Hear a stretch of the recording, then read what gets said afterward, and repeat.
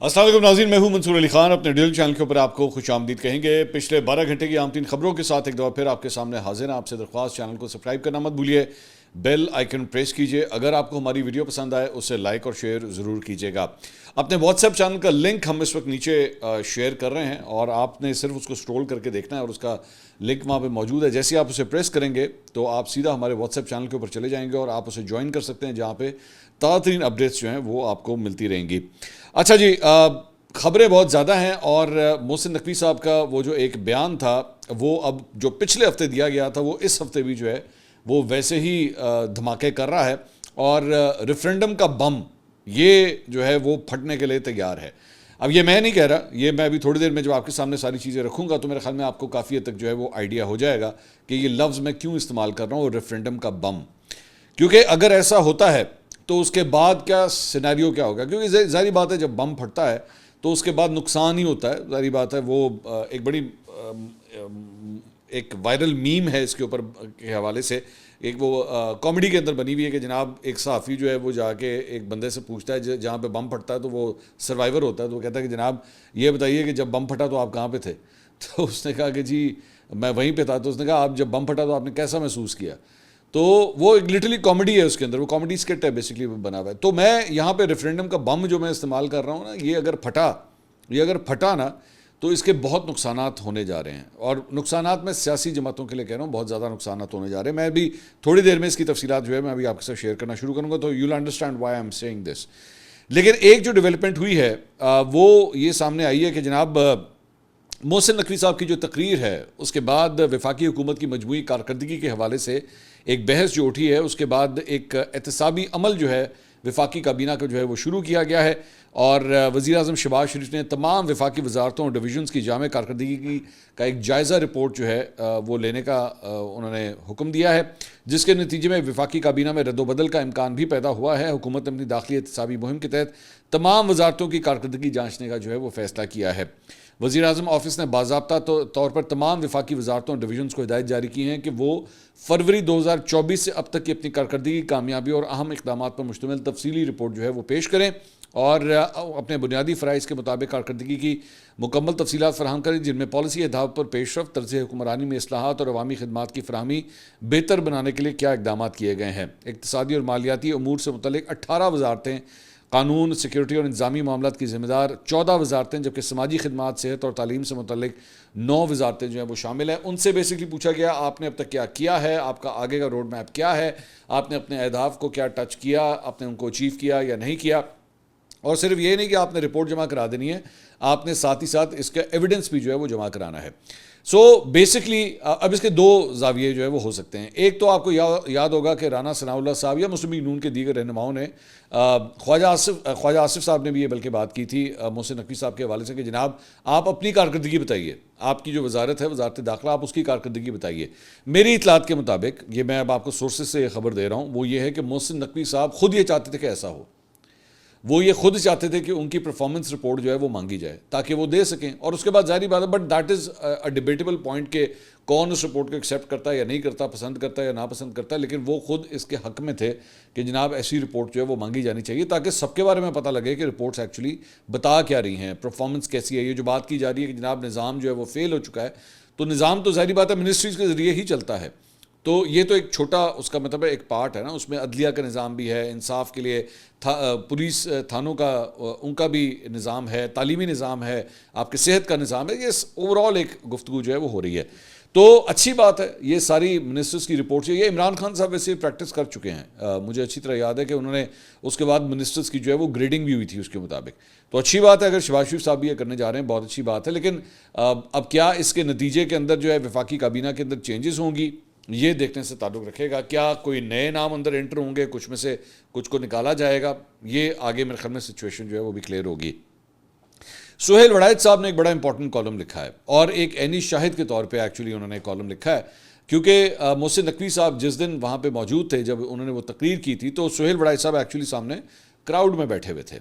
अब वो एक ऐनी शाहिद के तौर पे क्या उन्होंने ऑब्ज़र्व किया है ये आपसे शेयर करना बड़ा ज़रूरी है। उन्होंने कहा जी वफाकी वज़ीर दाखिला मोहसिन नकवी ने इस्लामाबाद कन्वेंशन सेंटर में बम चलाया। नाउ यू सी वो जो शुरू में मैं कह रहा था रेफरेंडम का बम, वो मैं इसलिए कह रहा था। انہوں نے کہا اسلام آباد کنونشن سینٹر میں بم چلایا کہ نظام ناکام ہو چکا ہے. اس محفل میں حاضرین میں یہ ناچیز بھی شامل تھا. یہ تاجروں کا کوئی عام اجلاس نہ تھا بلکہ ملک بھر سے آئے ہوئے تاجروں کا آج تک کا سب سے بڑا اجتماع تھا, جس میں گوادر سے میاں والی اور پختونخوا کے قبائلی علاقوں سے لے کے سندھ کے شہر دادو تک کے نمائندے موجود تھے. مہمان تاجروں کے لیے ہوٹلوں میں 400 کمرے بک کروائے گئے تھے. سابق نگراں وفاقی وزیر گوہر اعجاز اس وقت صنعت کاروں اور تاجروں کے طاقتور ترین گروپ کا نمایاں ترین نام ہے. اجلاس میں حیران کن موجودگی انڈیپینڈنٹ گروپ کے سربراہ وکلا رہنما احسن بھون کی تھی. اب یہ احسن بھون کا وہاں پہ ہونا جو ہے یہ بہت اہم چیز کو سگنیفائی کرتا ہے. سب سے آخری تقریر وفاقی وزیر داخلہ محسن نقوی کی تھی. وہ جب تقریب میں آئے تو ان کے ہاتھ میں اس وقت بھی کاغذ تھے اور پھر تقریب میں بیٹھے بیٹھے وہ مسلسل اپنے نوٹس کے کانٹ چھانٹ میں مصروف رہے. جب انہوں نے دھماکے دار تقریر کی تو لگتا تھا کہ انہوں نے اپنی تقریر کے اہم نکات پہلے سے تحریر کر رکھے تھے. ان کی تقریر کا بہت کم حصہ برجستہ اور فی البدیہہ تھا, جبکہ تقریر کا بیشتر حصہ پیشگی طے شدہ پری میڈیٹیٹڈ یعنی پہلے سے سوچا سمجھا تھا. انہوں نے نظام کے ناکام ہونے, نئے انتظامی یونٹ یا صوبے بنانے اور فیلڈ مارشل اور وزیر اعظم کی تعریفیں جذبات میں آ کر نہیں کی بلکہ ٹھنڈے لہجے اور سوچے سمجھے انداز میں کی. یوں لگتا تھا جیسے انہوں نے مقتدرہ کی پیغام رسانی کی ہے. اب یہ بڑی امپورٹنٹ لائن ہے کہ مقتدرہ کی پیغام رسانی کی ہے, اور اگر یہ واقعی یہ فیکٹ ہے کہ مقتدرہ کی پیغام رسانی کی ہے تو یہ تو پوری کی پوری چارٹ شیٹ ہے موجودہ گورنمنٹ کے حوالے سے کہ اسٹیبلشمنٹ اگر یہ صحیح ہے. میں ظاہری بات ہے میں اب سہیل وڑائی صاحب کے کندھے پہ بندوق چلا رہا ہوں کیونکہ وہ یہ کہہ رہے ہیں کہ لگ اسی طرح رہا ہے کہ یہ مقتدرہ کی پیغام رسانی تھی.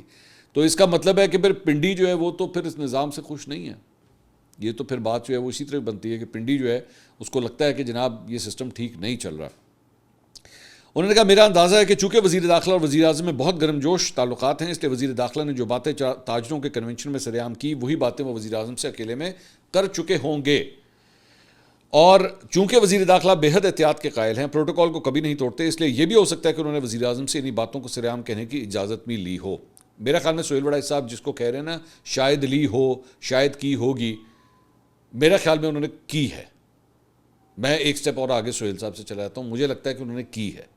انہوں نے یہ انفارمیشن پرائم منسٹر کو دے دی ہے کہ جناب یہ نظام اس طرح نہیں چل سکتا. چلے میں اگر ایک لائن کا سہارا لیتے ہوئے میں بات کہوں تو کچھ اس طرح کی بات کی. اب ظاہری بات ہے ورڈ ٹو ورڈ میں کوئی ٹیبل تھلے تو نہیں بیٹھا سی نا, لیکن میں یہ کہہ سکتا ہوں کہ یہ پیغام وزیر اعظم کو بھی پہنچا دیا گیا ہوگا. I am pretty sure. دوسری طرف پیپلز پارٹی اور اس کی قیادت کے لیے حالیہ سالوں میں یہ کڑا ترین وقت ہے. سندھ کو انتظامی یونٹس میں تقسیم پر تو پیپلز پارٹی مسئلہ آمیز خاموشی اختیار کر سکتی ہے انتظامی یونٹس میں. یہ بڑی امپورٹنٹ لائن ہے کہ سندھ کو انتظامی یونٹس میں, ناٹ پروونسز, انتظامی یونٹس میں. لیکن نئے صوبے بنانے یا اس سوال پر ریفرینڈم کروانے کے حوالے سے پیپلز پارٹی کو سیاست اقتدار میں سے ایک چوائس چننی پڑے گی. اب یہ میں جو آپ سے شروع میں کہہ رہا تھا نا ریفرینڈم کا بم, یہاں سے کہانی سٹارٹ ہوتی ہے کہ میں کیوں یہ بات کہہ رہا ہوں. اب آپ نے اس لائن کو ذرا میں دوبارہ ریپیٹ کرتا ہوں تاکہ آپ سمجھ سکیں. کہتے ہیں کہ لیکن نئے صوبے بنانے یا اس سوال پر ریفرینڈم کروانے کے حوالے سے پیپلز پارٹی کو سیاست یا اقتدار میں سے ایک چوائس کرنی پڑے گی. اب یہ ذرا لائن اپنے ذہن میں سیو کر لیں, اس کو میں آگے جا کے ذرا ڈسکس کرتا ہوں. سندھ میں نئے صوبے بنانے کو پیپلز پارٹی تسلیم کرے تو اس کی سندھی سیاست ختم ہو جائے گی, اور اگر نہ کرے تو اقتدار سے ہاتھ دھونے کے علاوہ مشکل وقت کا سامنا بھی کرنا پڑے گا. ماضی میں پیپلز پارٹی اور نون لیگ ایک دوسرے کے اعلانیہ اور خفیہ مدد کو آتی رہی ہیں. یہ دونوں جماعتیں آپس میں لڑتی بھی ہیں, اور اگر کوئی تیسرا نہیں انہیں مارے تو یہ اکٹھی بھی ہو جاتی ہیں. بظاہر ایسا لگ رہا ہے کہ موجودہ تناظر میں نون اور پیپلز پارٹی اپنی الگ الگ راہ اور شناخت پر قائم رہیں گی. حالات سازگار ہوتے تو وفاقی وزیر داخلہ کی تقریر کے بعد نون اور پیپل دونوں آمادہ پیکار ہو جاتے. مسئلہ یہ ہے کہ نونی اور پیپل دونوں سمجھدار اور تجربہ کار ہیں. انہیں بخوبی علم ہے کہ حالات سازگار نہیں ہیں.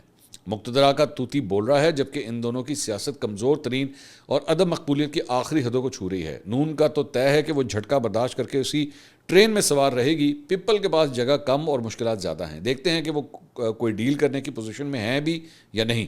پیپلز پارٹی کی پہلی ترجیح بہرحال لڑائی سے پرہیز ہی ہوگا. وہ تو خیر دونوں کا ہی ہے, دونوں کا لڑائی سے پرہیز ہی ہوگا. اب یہ جو میں جو ایک لائن تھی نا, میں نے آپ سے کہا تھا ادھر سیو کر لیجیے گا کہ ریفرینڈم کے حوالے سے جو ہے وہ اس میں سے پاکستان پیپلز پارٹی کو جو ہے وہ چوز کرنا پڑے گا کہ اقتدار میں رہنا ہے یا پھر ہم نے اپنی سیاست کرنی ہے. اب میں یہ کیوں ہے وہ اس کے لیے اب آپ کو نصرت جاوید صاحب کا کالم جو ہے ذرا وہ میں آپ کو پڑھ کے سنانا چاہوں گا. یہ ایک اور کالم ہے جو اسی ٹاپک پہ لکھا گیا. انہوں نے کہا دیوار پر لکھا ریفرینڈم کا اہتمام. کہتے ہیں موجودہ حکومتی بندوبست کو ناکارہ ٹھہرانے سے قبل نقوی صاحب نے صدر مملکت آصف علی زرداری سے کراچی میں طویل ملاقات کی تھی. یہ فیکٹ ہوئی تھی اور اس کے بعد اس کی کافی تشہیر بھی ہوئی تھی کہ یہ ملاقات ہوئی ہے. ان دونوں کے مابین برسوں سے قائم قربت کا شاہد ہوتے ہوئے میں یہ تسلیم کرنے میں بہت دقت محسوس کروں گا کہ مذکورہ ملاقات کے دوران نقوی صاحب نے صدر مملکت کو آگاہ نہیں کیا ہوگا کہ سرمایہ کاروں کی بلائی کانفرنس میں وہ کون سے چونکا دینے والے نکات بیان کرنے جا رہے ہیں۔ یہ لکھنے کے بعد اعتراف یہ بھی کرنا ہوگا کہ صدر مملکت نے ان کے بیان کردہ نکات کے بارے میں کیا رائے دی، ان کے بارے میں قطعاً بے خبر ہوں۔ نقوی صاحب کی رائے کو انفرادی ٹھہرانا میرے لیے ناممکن ہے۔ اب دونوں یہ بات کہہ رہے ہیں کہ یہ انفرادی نہیں ہے، نہ سہیل وڑائچ صاحب کہہ رہے ہیں نہ نصرت جاوید صاحب کہہ رہے ہیں، دونوں یہ کہہ رہے ہیں کہ جناب لگ یہی رہا ہے کہ یہ کوئی پیغام ہے کہیں سے، ٹھیک ہے، اور میرے خیال میں یہ سب کے لیے انڈرسٹوڈ بات ہے۔ آگے کہتے ہیں نچلی سطح سے جمہوری نظام کی اٹھان کا تجزیہ بارہا دہرایا گیا اور اب کی بار اس کی ضرورت ایک بار پھر بہت شدت سے محسوس ہو رہی ہے۔ اس حقیقت کو ذہن میں رکھتے ہوئے نقوی صاحب کے بیان کردہ نکات کو آنے والے چند مہینوں کے دوران عملی شکل اختیار کرتے دیکھ رہا ہوں۔ میں نے آپ کو بتایا تھا کہ جناب ایک تو میں نے آپ کو ریفرینڈم کا سب سے پہلے بتایا تھا کہ جناب کہانی ریفرینڈم کی طرف جا رہی ہے، I was the first one to actually tell you that, اور دوسرا اس میں وہ خود یہ کہہ رہے ہیں کہ آئندہ آنے والے چند مہینوں میں یہ عملی شکل اختیار کرنے جا رہی ہے۔ سوال فقط یہ تنگ کیا جا رہا ہے کہ اس جانب کیسے بڑھا جائے گا۔ نئے صوبوں یا انتظامی یونٹس کے قیام کی راہ ہموار کرنے کے لیے لہٰذا ریفرینڈم کا اہتمام دیوار پر لکھا نظر آ رہا ہے۔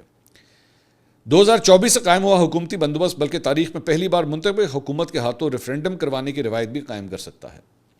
ریفرینڈم کی تجویز منظور کرنے کے لیے پارلیمان کے مشترکہ اجلاس سے 2/3 اکثریت درکار نہیں، سادہ اکثریت ہی کافی ہے۔ اس شک پر توجہ دے تو شاید وزیر اعظم شہباز شریف نئے صوبوں یا انتظامی یونٹس کے قیام کے لیے پارلیمان کو ریفرینڈم کے لیے آمادہ کر سکتے ہیں۔ مسلم لیگ کے نام سے قائم دیگر جماعتوں کی طرح نواز شریف سے منسوب مسلم لیگ بھی نئے صوبوں کے قیام کی تاریخی اعتبار سے مخالفت نہیں رہی ہے۔ سندھ کو تقسیم کرنے کے لیے وہاں کی صوبائی اسمبلی سے 2/3 اکثریت کی حمایت لازمی ہے اور اس کا حصول ناممکن نظر آ رہا ہے۔ الٹیمیٹ اس کا جو روٹ بنتا ہے ریفرینڈم۔ اچھا، اب یہاں پہ ایک ایشو ہے جو میں آپ سے پہلے بات کر رہا تھا نا، ریفرینڈم کا بم، اور جب بم پھٹتا ہے تو وہ تباہی پھیلاتا ہے، ٹھیک ہے۔ اب یہاں پہ سیاسی طور پہ دونوں کی پوزیشنز کو آپ نے ایک منٹ کے لیے انڈرسٹینڈ کرنا ہے۔ وہ یہ ہے کہ نون لیگ، ٹھیک ہے، اس میں ایک سوچ یہ پائی جاتی ہے کہ کوئی کسی قسم کی ڈویژنز نہیں ہونی چاہیے، لیکن ایزی وے آؤٹ یہ ہے کہ اگر پنجاب میں ریفرینڈم کروا لیں، اب یہ میری رائے ہے، یہ خبر نہیں ہے، میں آپ کو ویسے پہلے بتا دوں کہ میری رائے ہے، وہ یہ ہے کہ اگر پنجاب کے اندر ریفرینڈم کروا لیا جائے تو، اور ظاہری بات ہے ریفرینڈم کے حق میں ہی ووٹ آتے ہیں، ٹھیک ہے، اب یہ پرزمپشنز ہیں ساری، تو اس کے بعد نون لیگ جو ہے نا، کم از کم اس کے پاس فیس سیونگ یہ بن جاتی ہے کہ جناب ہم تو عوام کی رائے ہے، عوام کی رائے کا احترام، سمپل از دیٹ۔ نہ آپ کو 2/3 اکثریت کی طرف جانے کی ضرورت ہے، نہ آپ کو پھر پیپلز پارٹی کی ضرورت ہے، نہ آپ کو ان سے بات کرنے کی ضرورت، سیدھا ریفرینڈم کراؤ تو کہانی ختم۔ کے پی کے اندر پی ٹی آئی آلریڈی مانی ہوئی ہے۔ شفیع جان صاحب کل رات کو میرے پروگرام میں آئے ہوئے تھے، انہوں نے کلیئر کٹ کہا ہے جی ہم تو ٹریڈیشنلی اس چیز کے حق میں ہیں۔ عمران خان صاحب جب باہر تھے اور ان کی تقاریر موجود ہیں، میں چلا بھی چکا ہوں ایک دفعہ، کہ وہ تو اس کے حق میں ہے، تو پی ٹی آئی تو ویسی مانی ہوئی ہے۔ ایشو آتا ہے پاکستان پیپلز پارٹی کا۔ اب پاکستان پیپلز پارٹی کے لیے یہ کیوں پرابلمٹک سچویشن بن سکتی ہے؟ وہ لوگ ہر صورت کسی بھی طرح جو ہے وہ اس چیز کو ایکسیپٹ نہیں کرنے کے کہ صوبے کو مزید صوبوں میں تقسیم کر دیا جائے یا کسی قسم کی ڈویژنز کی جائے۔ یہ جو پہلے ابھی سہیل وڑائچ صاحب کہہ رہے تھے کہ ان کو دونوں میں سے ایک چیز چوز کرنی پڑے گی کہ یا اقتدار یا سیاست۔ اب اگر سیاست والی سائڈ پہ آتے ہیں تو ظاہری بات ہے پھر کیا ہوگا، آپ کو سب سے پہلے اپنے جتنے آپ نے عہدے شہدے وغیرہ، چیئرمین سینٹ وغیرہ اور صدر وغیرہ، یہ جو بھی عہدے آپ نے لیے ہوئے ہیں، آپ کو وہاں سے ریزائن کرنا پڑے گا۔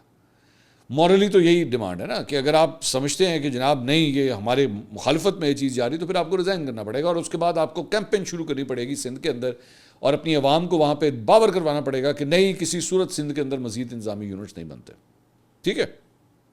لیکن اگر یہ رزلٹ اپوزٹ آ گیا ریفرینڈم کا سندھ کے اندر، اگر یہ ایک ریفرینڈم وہاں پہ ہوتا ہے اور اس کے بعد وہ رزلٹ ایکچولی سندھ کے خلاف آتا ہے، مطلب پاکستان پیپلز پارٹی کے موقف کے خلاف آتا ہے، تو ان کی سیاست کو کتنا بڑا ڈینٹ لگے گا۔ اور اس کا ایک بہت بڑا اگزامپل جو ہے وہ میں آپ کو بریگزٹ کی دینا چاہوں گا۔ بریگزٹ کے اندر جو ہے وہ برطانیہ کے اندر، جب وہ یورپ کے اندر، یورپی یونین کے اندر شامل تھے، اور برطانیہ کے اندر ایکچولی جب ریفرینڈم کروایا گیا تھا اس ایشو کے اوپر، تو وہاں کی جو سٹنگ گورنمنٹ تھی اس نے یہ پوزیشن لی تھی کہ بریگزٹ نہیں ہونا چاہیے، ہمیں بریگزٹ سے نہیں نکلنا چاہیے، لیکن عوام نے ایک تھن میجورٹی کے ساتھ جو ہے اس وقت یہ ووٹ دیا تھا کہ نہیں، ہمیں بریگزٹ کرنا چاہیے، یعنی حکومت نے جو وہاں کی پوزیشن لی ہوئی تھی اس کے اگینسٹ جا کے انہوں نے ووٹ کیا تھا، اور جب اس کے اگینسٹ جا کے ووٹ کیا تھا تو پرائم منسٹر کو الٹیمیٹلی استعفیٰ دینا پڑ گیا تھا. سو یہاں پہ سندھ کے اندر اگر یہ ریفرینڈم والی کہانی کی طرف جاتے ہیں, اور وہ ریفرینڈم ایکچولی یہ کہتا ہے خاص طور پہ کراچی کے حوالے سے, کیونکہ سب سے بڑا جو پرابلمٹک ایریا ہے اس سندھ کے ڈائنامکس کے حوالے سے دیٹ از کراچی, اور کراچی کے عوام اگر ریفرینڈم کے اندر یہ ووٹ دے دیتے ہیں کہ جناب ہمیں سندھ سے ایک الگ انتظامی یونٹ کے طور پہ یا پھر صوبے کے طور پہ ٹریٹ کیا جائے, تو پاکستان پیپلز پارٹی کے لیے کتنا بڑا سیاسی بم ثابت ہوگا. اب آپ کو میری بات کی سمجھ آئی ہے جو میں شروع میں آپ سے کہہ رہا تھا کہ جناب یہ ایک سیاسی بم ہے ریفرینڈم کا, اور یہ اگر پھٹا تو یہ بہت زیادہ پرابلمٹک بن سکتا ہے. دہائیوں سے, جنریشن سے, تیسری جنریشن پاکستان پیپلز پارٹی کی سندھ کے اوپر اس وقت حکمرانی کر رہی ہے, اور اس کے بعد اگر ایسا ریفرینڈم ہوتا ہے تو اچھا ذہن میں رکھیے گا, اس کے ایک تو یہ والے کانسیکوینسز ہیں, اس کے دوسرے کانسیکوینسز بھی ہیں, اور دوسرے کانسیکوینسز بھی خطرناک ہیں. وہ کیا ہے کہ آپ کے بلوچستان کے اندر سچویشن کیا بنی ہوئی ہے, کے پی کے اندر دہشت گردی, آزاد کشمیر کے اندر بھی وہاں پہ اس وقت جو ہے وہ افراتفری پھیلی ہوئی ہے. سچویشن آپ کے سامنے, کیا سندھ کے اندر وہاں تک جانے کے لیے آپ تیار ہوں گے کہ اتنی بڑی ایک جماعت سندھ کی پاکستان پیپلز پارٹی, اس کی خواہشات کے بغیر سندھ کی ڈیمارکیشنز کو جو ہے وہ چینج کیا جائے؟ تو دونوں سائڈز کے لیے جو ہے وہ پرابلمٹک ایریاز سامنے کھڑے ہوئے ہیں. کیا ان کو ہینڈل کیا جائے گا؟ اور سب سے بیسٹ سولوشن تو اس سارے معاملے کے اندر ایک اور ہے جو ایک میرے خیال میں ایک آئیڈیل سچویشن میں بن سکتا ہے, اور وہ یہ کہ سیدھا پاکستان پیپلز پارٹی کے ساتھ بیٹھ کے ٹیبل ٹاک کر کے جو ہے چیز کو آرام سے ریزالو کر دیا جائے. نہ ریفرینڈم کی طرف جایا جائے, نہ کسی چیز کی طرف. پاکستان پیپلز پارٹی خود اس کو انیشیٹ کرے اور خود کہے کہ ہاں جی ٹھیک ہے ہم یہ کرنے کے لیے تیار ہیں. کچھ لوگ کچھ دو کی بنیاد پہ نکل آتے ہیں, فارمولے نکل آتے ہیں. سیاستدان ہمیشہ کوئی نہیں, سیاست کا کمال ہی یہی ہوتا ہے کہ جب آپ کو امپاسبل چیز نظر آ رہی ہو نا تو پھر آپ اس میں سے سولوشن نکالتے ہیں. آپ بیٹھتے ہیں, بار بار بیٹھتے ہیں, بیٹھے رہتے ہیں, میٹنگز پہ میٹنگز جو ہیں وہ ہوتی رہی. آپ تاریخ اٹھا کے دیکھیے, ایسی نیگوسیشنز ہوئی ہوئی ہیں جو سال چلی ہیں, گھنٹوں کی, دنوں کی, ہفتوں کی, مہینوں کی بات نہیں کر رہا, سال چلی ہیں, اور اس کے بعد جا کے سولوشن نکلا ہے.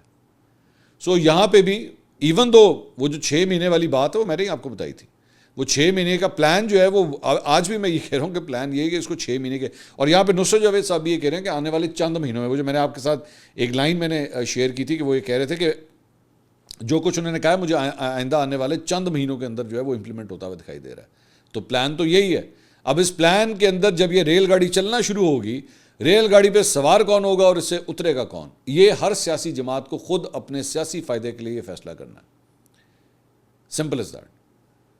اور میرے خیال میں نصرت صاحب بھی بات صحیح کہہ رہے تھے کہ ان کو چوز کرنا پڑے گا دونوں میں سے کسی ایک چیز کو, کیونکہ شاید میں یہ کہہ سکتا ہوں کہ پچھلے 2.5 سال میں جب سے یہ حکومت بنی ہے اور اپنے ہاف وے مارک کے اوپر جہاں پہ پہنچی ہے, اس پورے ٹینیور کے اندر شاید اس حکومت کے لیے اتنا مشکل کڑوا فیصلہ کرنا آج تک نہیں آیا.